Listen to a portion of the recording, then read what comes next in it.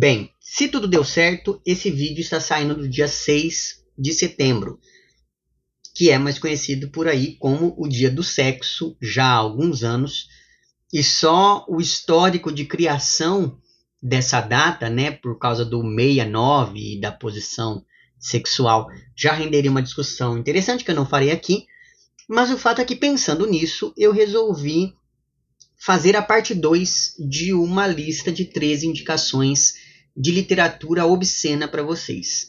Há uns 2 ou 3 anos eu já fiz um primeiro vídeo e naquele vídeo que ficou até que longo, né, ficou com quase 1h30, se não me engano, eu fiz uma primeira parte só com uma discussão para falar o que é o erótico, o que é o obsceno e o que é o pornográfico.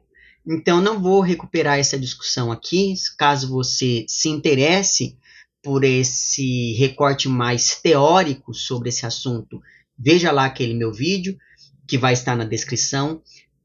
Porque lá, inclusive, eu dou algumas referências para quem quer se aprofundar mesmo no estudo desse discurso obsceno ou erótico ou pornográfico.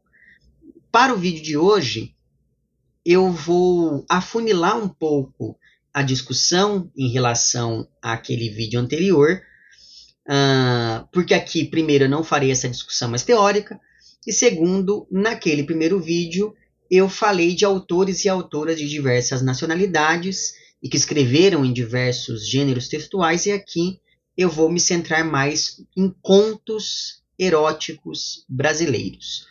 O corpus desse meu vídeo foi retirado de 2 livros que foram organizados pela professora Eliane Robert Moraes, que é uma sumidade quando o assunto é literatura erótica brasileira.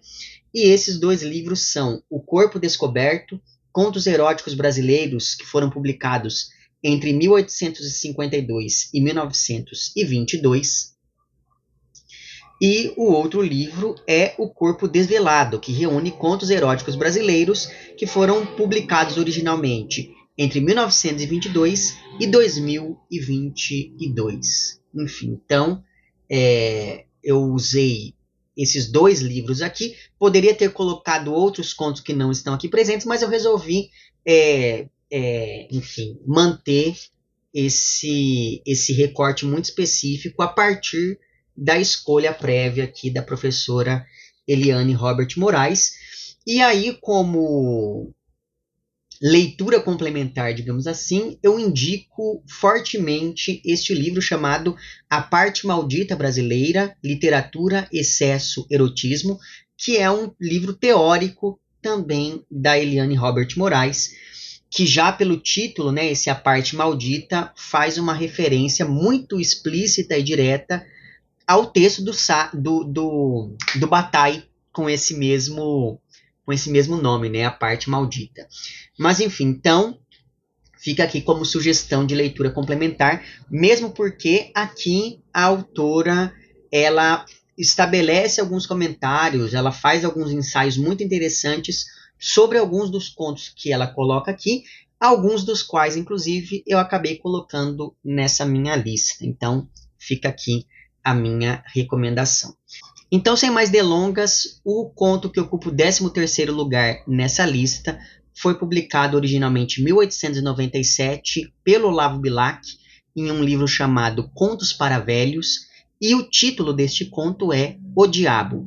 Ele está aqui neste O Corpo Descoberto. Aqui nós acompanhamos uma jovem chamada Luizinha que está cada vez mais aflita ante a possibilidade de ser atormentada pelo diabo, né, como o título do livro, do conto sugere. E o que acontece é que essa angústia dela é tamanha que ela vai conversar com um padre para saber o que ela pode fazer em relação a isso, e o padre dá uma sugestão que é no mínimo estranha. Ele olha para ele e fala assim, olha, deixe a porta do seu quarto aberta, para a gente ver se de fato é o diabo quem está querendo visitá-lo ou não.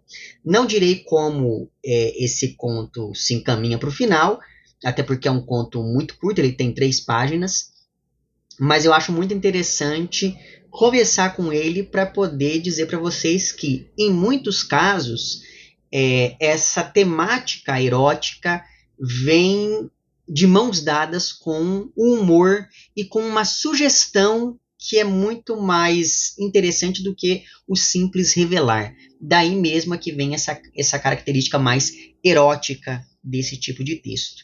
Vou ler aqui para vocês um trecho desse conto que está na página 246 e que diz o seguinte: isso quem diz é o padre. Para que serve fechar a porta se o amaldiçoado é capaz de entrar pela fechadura? Ouça o meu conselho. Precisamos saber se é realmente ele que quer atormentá-la. Esta noite, reze, deite-se e deixe a porta aberta. Tenha coragem. Às vezes é o anjo da guarda que inventa essas coisas para experimentar a fé das pessoas. Deixe a porta aberta esta noite e amanhã venha dizer-me o que se tiver passado. E aí, para saber o que se passou, você terá de ler o conto. Em 12º lugar, eu tirei outro conto aqui deste mesmo livro, que é um conto do Coelho Neto, chamado Viúvas. Esse conto foi publicado pela primeira vez em um livro intitulado Água de Juventa, e essa publicação original aconteceu em 1904. Esse conto acompanha, na verdade, a conversa entre duas viúvas, uma que é uma viúva muito recente, que ainda está ali sentindo muita falta do marido, etc. e tal, e essa falta, é claro, que sugere uma falta sexual mesmo, né, um desejo sexual, e essa moça, que é uma viúva recente, está conversando com uma outra viúva que já é muito experimentada nisso, que já, enfim, conseguiu tirar algum prazer dessa solidão da viuvez, digamos assim. Então esse é um conto que fala muito sobre a liberdade feminina que vem depois do casamento, né? Porque antes de se casar, essa moça vivia sob os domínios do pai e da mãe, depois quando ela se casa, ela vive sob os domínios do marido, e agora que ela é viúva, ela pode, enfim, desfrutar de algumas liberdades que ela não teria quando casada. E aí eu vou ler aqui para vocês um trecho desse conto que está na página 104. E nesse trecho se lê o seguinte: há muitas viúvas que não esperam o luzir da manhã. Para não tremerem de medo, isoladas na triste noite da viuvez, buscam uma lâmpada discreta que, em casos tais, é o amante. Não tomes as minhas palavras como conselho. Acho, porém, que te não deves entregar à melancolia, que é devastadora. Então, outra coisa interessante sobre esse conto, e que me fez pensar muito, é que existe uma certa tradição na literatura de se colocar, de se representar a viúva a partir de um ponto de vista masculino, né? E aí, por isso mesmo, a viúva sempre é aquela moça que, apesar de muito bonita, ela é muito reclusa, porque ela não pode trair a memória do marido, etc. E aqui, como são duas mulheres conversando, o autor dá um outro ponto de vista sobre esse tema que já é muito bem estabelecido dentro da tradição literária, sobretudo se a gente pensa ali no romantismo e no realismo. Mas, enfim, em 11º lugar nessa lista, eu coloquei um terceiro conto aqui também, deste mesmo O Corpo Descoberto. Esse conto foi escrito pela Júlia Lopes de Almeida e ele se intitula Memórias de um Leque. E aqui, como o próprio título do conto sugere, a autora, ela usa um elemento que faz parte da intimidade, que é o leque, mas que, ao mesmo tempo, também é usado em espaços públicos, e a partir disso ela cria uma dinâmica interessante entre aquilo que é da ordem do público e aquilo que é da ordem do privado e do íntimo. E assim a autora acaba dialogando com uma certa tradição da literatura erótica, que é dar voz a narradores que são, no mínimo, inesperados, né? Existe aquele Memórias de uma Pulga, etc e tal. Então aqui a autora, de certa maneira, se insere também dentro dessa tradição que faz parte da história da literatura erótica e pornográfica. E aqui existe uma sutileza muito interessante, porque a autora tem um determinado momento que ela descreve o movimento de abrir e fechar do leque de uma maneira que é quase ali erótica, nessa ideia de expandir e recolher um determinado objeto, mas tudo isso assim com uma sutileza interessante, né? E aqui então esse leque pertence a uma moça muito bonita, por quem um pintor se apaixona, só que essa paixão acaba, enfim, não sendo muito feliz, não direi aqui o porquê. E aí, entre as páginas 68 e 69, o leque reflete da seguinte maneira: fui feliz. Choviam sobre mim os elogios e sobre a minha dona frases lisonjeiras. Eu, com a minha perspicácia de leque travesso, desconfiava de tantas amabilidades e vingava-me rindo umas gargalhadas francas, em que cada uma das minhas varetas cantava uma nota à proporção que a mãozinha nervosa de Amélia, que é a dona, abria-me e fechava-me com indolência ou rapidez. Enfim, então é um conto muito interessante também, este da Júlia Lopes de Almeida. Aí, em 10º lugar, eu escolhi um conto que está aqui no Corpo Desvelado. Esse conto se intitula O Coração Precisa Ser Pego de Surpresa para Ser Incriminado. É um conto da Natália Borges Polesso, que foi publicado em 2015 naquele livro de contos dela chamado Amora, que foi o livro, enfim, que a tornou tão importante para a literatura brasileira contemporânea. Esse conto fala de todo o histórico de envolvimento entre duas jovens universitárias. Uma é a narradora, que a exemplo da protagonista lá daquele romance da Natália Borges Polesso, chamado Controle, para o qual tem vídeo no canal, o link estará na descrição. A exemplo daquela outra protagonista, então, a protagonista aqui deste conto também tem uma saúde bastante frágil, que a obriga sempre a frequentar médicos, etc. e tal. E a outra dessas jovens universitárias é a Martinha, que sempre está por perto ali dessa narradora, dando sinais que essa interlocutora acaba não percebendo. E aí, eu vou ler aqui um trecho que é, na verdade, o início desse conto, que está na página 337. Então, o trecho em questão diz o seguinte, é o primeiro parágrafo do conto. Nunca tinha transado com uma mulher e tinha decidido que seria comigo. No dia em que isso aconteceu, nós nos encontramos na frente do prédio da faculdade. Ela me disse que estava cansada de esperar e me perguntou por que é que eu nunca tinha dado em cima dela, se ela tinha algum problema. Eu disse que nada daquilo, e que, ao contrário, achava ela muito atraente, só que nunca tinha pensado que havia qualquer interesse ou coisa parecida acontecendo entre a gente. Disse também que no dia da festa, quando nos conhecemos, eu achava que ela estivesse pouco sã, e como não tinha esboçado nenhuma vontade mais, pensei que as coisas parariam naquela instância. Ela ficou irritada e me chamou de idiota por não ter percebido o quão afim ela estava. E aí, a partir desse momento, essa narradora ela vai contando retrospectivamente o que foi que aconteceu nessa tal festa, enfim. E aí, como isso se resolve no presente. Bom, em 9º lugar está outro conto aqui também do Corpo Desvelado. Dessa vez eu coloquei um conto do Samuel Ravet, que foi publicado originalmente em 1981, em um livro intitulado Que os Mortos Enterrem Seus Mortos, que foi o último livro de contos do autor. E o nome desse conto é Nem Mesmo um Anjo é Entrevisto no Terror. Esse conto ele tem um estilo muito característico do Samuel Ravet, que é uma literatura que produz uma literatura muito verborrágica. Então o conto tem um parágrafo apenas, se não me engano, e assim as coisas vão acontecendo em um ritmo muito frenético. E o conto acompanha um homem vagando pelas ruas em plena madrugada à procura de sexo. E o autor ele é muito habilidoso em nos mostrar, mesmo em pouquíssimas páginas, toda a vida dupla desse personagem que trabalha em algo que não gosta, leva uma vida bem mais ou menos e por isso mesmo se arrisca pelas esquinas e pelos banheirões da vida. E aí eu vou ler aqui para vocês um trecho do conto que está entre as páginas 434 e 435. Então é dito o seguinte: um automóvel diminui a marcha quase à sua frente e os olhos se acendem ao vislumbrar a camisa vermelha e uma cabeça de sombras.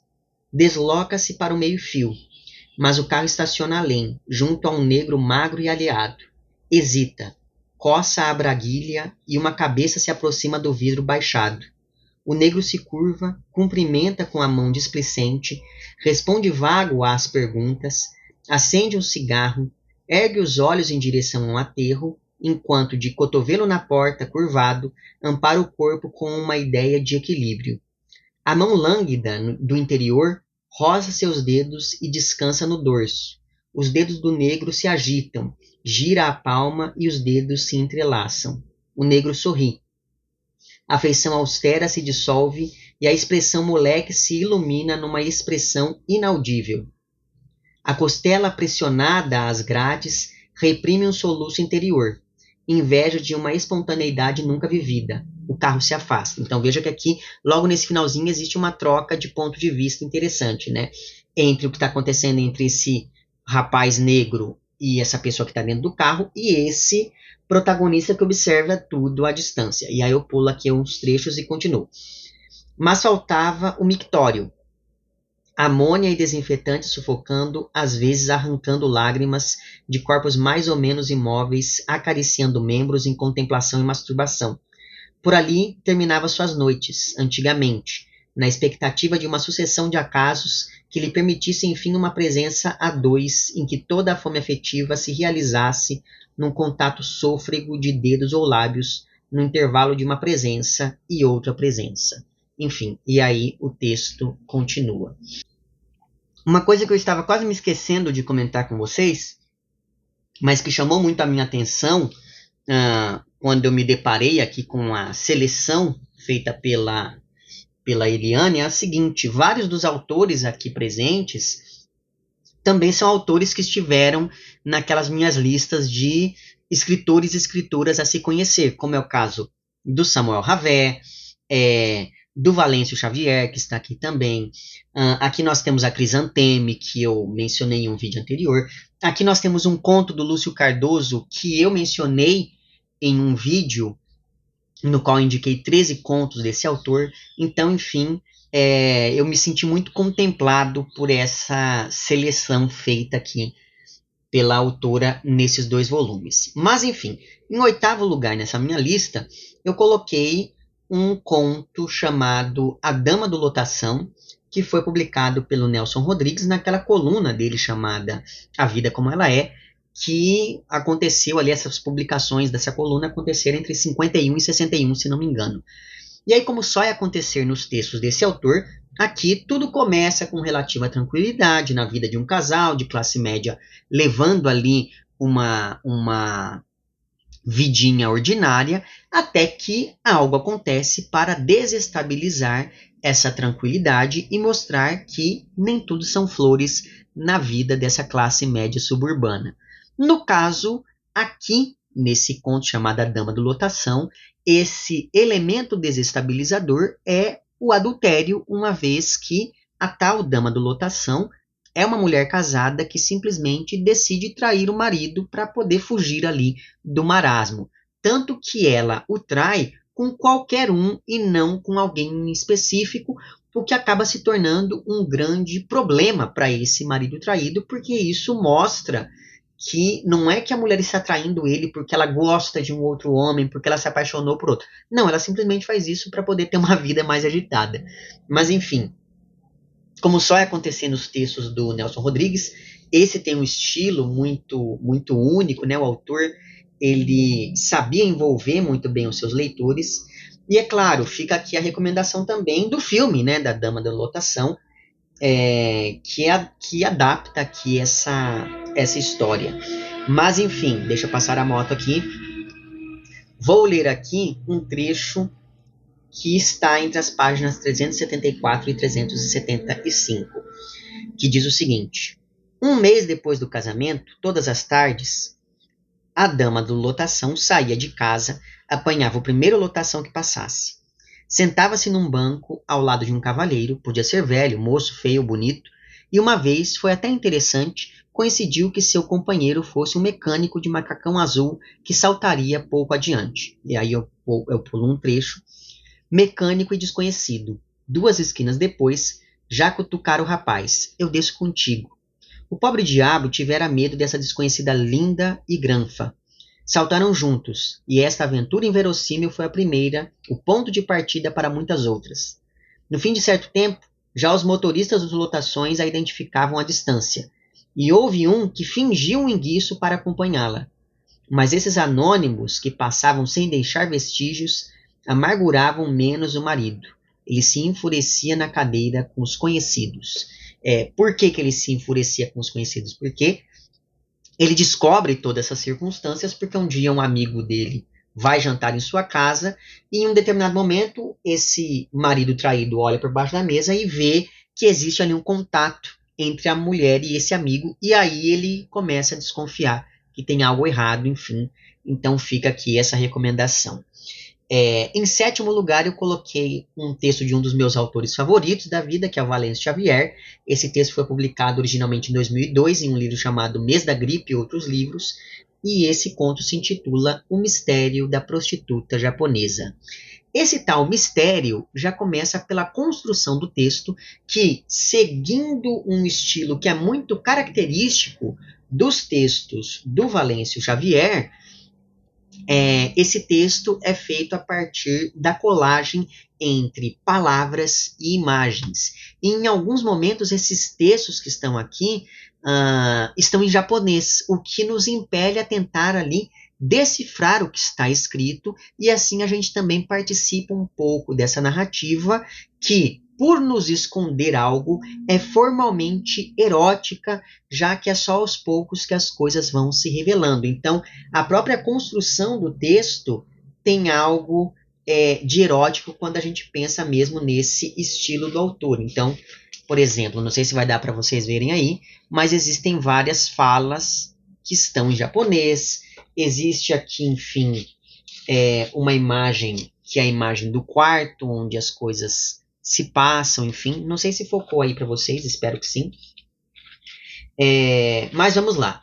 Esse conto aqui, ele acompanha um narrador, que é um estrangeiro que contrata uma prostituta japonesa, e aí ele é levado, para que esse programa aconteça, a um quarto que é minúsculo, tenebroso ali, meio esquisito. E aí, depois que o programa termina, ele se pergunta se a moça sentiu ou não prazer. E aí é que se instaura a dúvida na cabeça desse narrador. E aí eu vou ler aqui um trecho que está na página 529, é o trecho final do conto, mas não tem nenhum spoiler aqui. Enfim, então está escrito o seguinte: eu voltarei outras vezes. Caminharei tantas vezes por esta mesma rua, este mesmo bairro de prostituição. Quantas vezes sentirei na boca o gosto oleoso do gin que vendem por aqui. Algumas vezes fumarei haxixe. 3 ou 4 vezes deitarei num catre e acenderei o cachimbo de ópio. Uma vez comprei cocaína, não para meu uso, mas para conseguir do traficante uma informação que, conseguida, mostrou-se sem proveito. Muitas vezes dormi com outras prostitutas no mesmo pequeno quarto do hotelzinho barato. Mas sei que nunca mais verei a prostituta japonesa, nem saberei se ela sentiu prazer comigo naquela noite escura. Às vezes penso que sim, às vezes penso que não. Nunca encontrarei uma resposta que me satisfaça. Enfim, então fica aqui, em sétimo lugar, este conto do Valêncio Xavier. Bom, em sexto lugar nessa lista, eu volto aqui para O Corpo Descoberto, para falar de um conto intitulado O Menino do Gouveia, que foi publicado em 1914 no livro Contos Rápidos, por um sujeito que assina como Capadócio Maluco. Talvez de toda essa lista esse seja o conto em que o humor é usado de maneira mais escrachada. Inclusive, esse conto aqui ele é bastante explícito em várias de suas cenas, então, enfim, ele toca aqui em alguns temas que podem incomodar algumas pessoas, mas eu acho que se você está assistindo a esse vídeo, isso não te incomoda tanto, né? Mas, enfim, o conto é, na verdade, uma conversa entre o narrador, que se confunde com o próprio autor, e um rapaz chamado Bem, que, pelo que tudo indica, é ou garoto de programa, ou pelo menos é alguém que gosta ali de ter vários parceiros sexuais. E esse rapaz chamado Bem, que é o tal menino do Gouveia, vai ali recontando a sua vida desde o momento em que ainda no início da adolescência, esse rapaz percebe que gosta de homens porque ele começa a sentir um desejo cada vez maior pelo próprio tio, e aí, por conta disso, ele tenta ali ter algo com esse tio, isso acaba não dando certo, e uma vez fora de casa, esse rapaz começa a se envolver com estranhos pela rua, enfim. E aí, eu vou ler aqui para vocês um trecho que está na página 342 do Corpo Descoberto. Então é dito o seguinte: se eu gostar, isso quem está falando é o tal do menino do Gouveia. Esse trecho que eu vou ler aqui acontece no seguinte contexto: esse rapaz ele está ali cada vez mais enlouquecido pelo tio, e aí ele decide espiar por um buraco ali na porta o tio transando com a tia, né? E aí é dito o seguinte: se eu gostasse de mulher, teria me deliciado vendo nos movimentos bruscos da caçada os seios da moça, que eram alvíssimos, de bicos vermelhos, redondos e rijos, como se ela ainda fosse cabaçuda. Porém, todo o meu prazer, toda a minha curiosidade estava entre as pernas do tio, no seu caralho, cuja lembrança me punha comichões na bunda. Afinal, ela parece que cansou da perseguição dos pequenos animais, pois deixou cair a saia e rapidamente substituiu a camisa por uma pequena camiseta de meia de seda, que lhe chegava até o meio das nádegas. Mesmo sem querer, tive que admirar-lhe as pernas bem feitas, as coxas grossas, torneadas e muito claras, a basta pentelhada, castanho escuro e, com quanta raiva confesso, o seu traseiro, amplo, macio, gelatinoso. Ah, se eu tivesse um cu daqueles, era feliz. Era impossível que meu tio, tendo ao seu dispor um cagueiro daqueles, pudesse vir a gostar da minha modesta bunda. Quantos ciúmes eu tive da tia naquela noite. E aí o texto avança. E aí, perceba, só por esse trecho que eu li aqui, você já percebe que até a linguagem desse conto aqui destoa dos demais, né? Mas enfim, em quinto lugar dessa minha lista, eu coloquei um conto do Caio Fernando Abreu, que foi publicado em 82, lá no Morangos Mofados, e o nome desse conto é O Sargento Garcia. Ele acompanha um rapaz que está indo se apresentar ali ao alistamento militar obrigatório, mas aí, graças a uma maracutaia com um médico da família, ele consegue ser dispensado. E aí é muito interessante porque o tempo todo esse rapaz é muito maltratado pelo tal Sargento Garcia, que tem que performar ali uma masculinidade, uma virilidade ainda mais acentuada diante dos outros neófitos, assim, digamos assim, na vida militar, né? Só que aí, uma vez dispensado esse rapaz, que é o narrador, que é o protagonista, ele está indo embora para casa, quando de repente um carro para ao seu lado na rua e é o tal do Sargento Garcia que lhe oferece uma carona, e a partir disso o comportamento dele muda, porque esse Sargento Garcia começa a tentar seduzir esse protagonista do conto. Antes que eu me esqueça, o Sargento Garcia é um conto que está aqui no livro O Corpo Desvelado, e esse trecho que eu vou ler para vocês está na página 185, que é o momento em que o narrador já caiu ali nas garras do tal Sargento Garcia, que o levou até um hotelzinho onde ele costumava levar todos os seus amantes, né? E aí, enfim, o narrador diz o seguinte na página 185. Barulhos de copos na cozinha, o vidro rachado, a madeira descascada na porta, os 4 degraus de cimento, o portão azul, alguém gritando alguma coisa, mas longe, tão longe, como se eu estivesse na janela de um trem em movimento, tentando apanhar um farrapo de voz na plataforma da estação cada vez mais recuada, sem conseguir juntar os sons em palavras, como uma língua estrangeira, como uma língua molhada nervosa entrando rápida pelo mais secreto de mim, para acordar alguma coisa que não deveria acordar nunca, que não devia abrir os olhos, nem sentir cheiros, nem gostos, nem tatos, uma coisa que deveria permanecer para sempre surda, cega, muda, naquele mais de dentro de mim. E aí o conto avança. Bom, em quarto lugar nessa lista, eu vou continuar aqui no Corpo Desvelado para falar de um texto de outra das minhas autoras favoritas, que é a Ana Paula Maia, veja só vocês, né?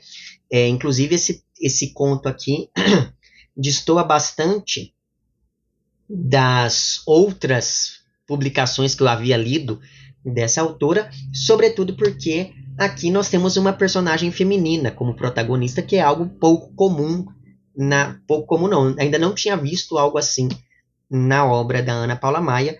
Esse conto que eu vou ler para vocês se intitula Fome, e ele foi publicado pela primeira vez em 2012 no livro 50 Versões de Amor e Prazer. Esse conto, ou melhor dizendo, nesse conto, a autora extrai o elemento erótico de uma cena muito simples, que é uma mulher comendo em um restaurante, e todo o prazer que ela obtém a partir desse ato de comer essa comida que está tão saborosa, acaba fazendo com que essa mulher tenha, inclusive, um orgasmo, enfim. Esse conto ele me fez lembrar bastante de um conto da Clarice Lispector chamado Jantar, que também tem algo assim de quase lascivo no modo como um homem come à mesa, só que aqui a Ana Paula Maia inverte e coloca uma mulher como protagonista do conto, né? Mas enfim, vou ler aqui um trecho que está na página 286 do conto em questão. Seus breves namoros nunca a preencheram. Nunca amou nenhum dos homens que conheceu. No sexo nunca teve prazer, sendo assim desistiu de ambos. Jamais conheceu algo à altura do pato com laranja que comeu certa vez em São Paulo, ou de um fazão assado na Índia. Se encontrasse um homem que lhe proporcionasse o mesmo prazer que um ensopado de vitela preparado na França, ou se seu esperma tivesse o mesmo sabor do queijo raclette derretido, ou até mesmo o cheiro e o formato de uma salsicha de porco do sul da Baviera, ela não teria dúvidas de que podia amar alguém. E aí, enquanto está ali se deliciando com esse prato que está comendo no restaurante, essa moça acaba sendo abordada por um sujeito, e aí eu não vou contar mais nada, mas assim, é no mínimo inesperado ver a Ana Paula Maia escrevendo um texto como esse daqui, né? Quem aí conhece outras obras dela, eu tenho uma playlist aqui só com os meus comentários sobre os livros dessa autora, eu vou deixar na descrição desse vídeo também. Mas enfim, em terceiro lugar está um conto da Chrysantheme, que foi publicado originalmente em 1922 no livro Gritos Femininos, que foi organizado pelo Monteiro Lobato, e o nome desse conto é A Noviça. E aí, como o título sugere, nesse conto, a Chrysantheme vai usar toda uma imagética católica para a construção do erotismo.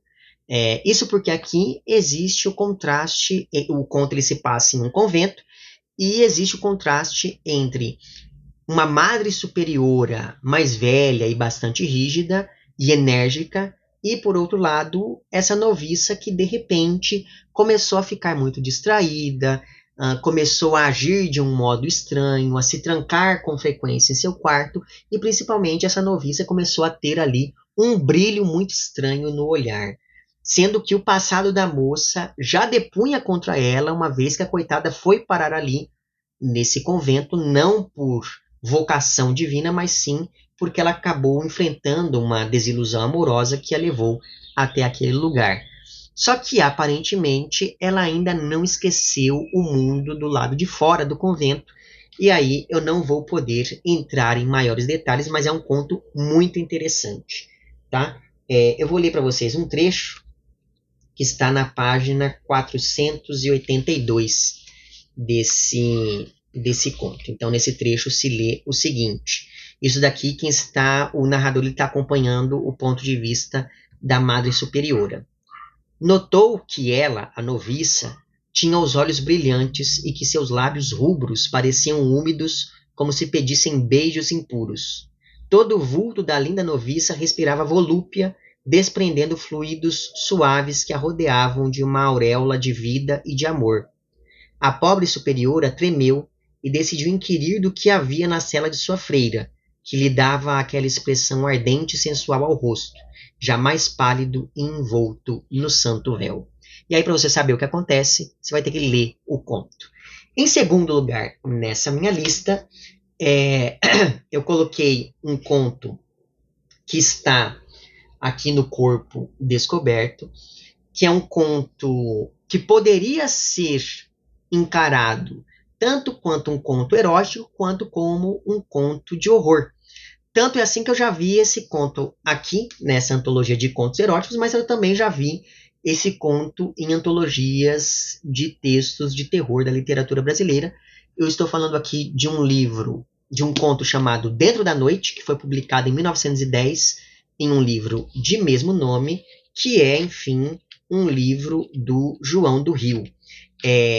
Eu não vou falar muito sobre esse conto, porque, enfim, é um conto que tem uma premissa muito interessante, que só de eu falar ela você já vai entender mais ou menos para onde o conto caminha.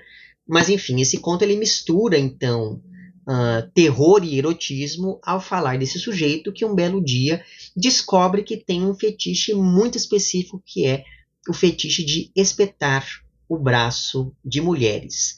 E aí eu vou ler aqui para vocês um trecho que está na página 22, e nele se lê o seguinte: a Clotilde, que é a esposa desse sujeito, apareceu decotada com os braços nus. Que braços! Eram delicadíssimos, de uma beleza ingênua e comovedora, meio infantil, meio mulher. Pulo um trecho e vou aqui para a mesma página ainda. Tive um estremecimento. Ciúmes? Não. Era um estado que nunca se apossara de mim. A vontade de tê-los só para os meus olhos, de beijá-los, de acariciá-los, mas principalmente de fazê-los sofrer. E aí eu não vou contar mais nada, mas assim, esse é um conto incrível, assim, é um conto que você vai, quando você percebe o que está acontecendo ali, para onde ele está encaminhando, realmente você pode encarar tudo como algo erótico, mas também como algo terrorífico, digamos, né, aterrorizante. Enfim, e aí falando em braços, o conto que ocupa o primeiro lugar nessa minha lista também está aqui no Corpo Descoberto, e é justamente o conto intitulado Uns Braços, que o Machado de Assis publicou em 1896 no livro Várias Histórias. Esse é um dos meus contos favoritos do Machado de Assis, e eu me lembro que desde a primeira vez que eu li esse conto, eu falei, meu Deus do céu, como é possível alguém escrever um texto desse no Brasil, porque até então eu não estava a par dessa tradição da literatura erótica aqui no Brasil, mas enfim, é um conto bastante conhecido, né? Mas vamos lá. O protagonista desse conto é um rapaz de 15 anos chamado Inácio, que vive na casa de um comerciante muito importante, que é bem mais velho do que ele, e por isso mesmo, por viver ali na casa desse sujeito, o Inácio acaba se apaixonando pela esposa desse cara, que é uma mulher chamada Severina. E essa paixão se deve principalmente ao fato de que a Severina vivia com os braços descobertos, o que para a época era um verdadeiro escândalo. E a gente já percebe isso também no conto Dentro da Noite do João do Rio, né? O fato de uma mulher aparecer em público com os braços de fora, com os braços descobertos, era algo ali que gerava alguma sensação, né?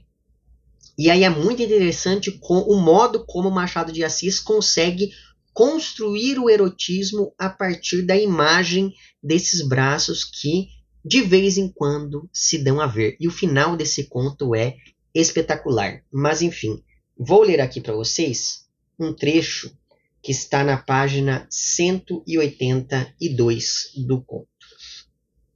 Então ele diz o seguinte: nunca ele pôs os olhos nos braços de Dona Severina, que se não esquecesse de si e de tudo.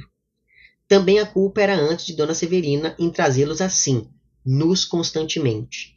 Usava mangas curtas em todos os vestidos da casa, meio palmo abaixo do ombro. Dali em diante, ficavam-lhe os braços à mostra.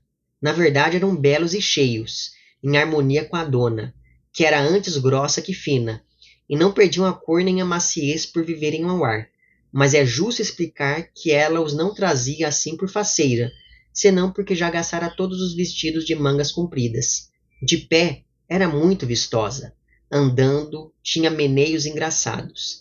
Ele, entretanto, quase que só havia a mesa, onde, além dos braços, mal poderia mirar-lhe o busto. Não se pode dizer que era bonita, mas também não era feia.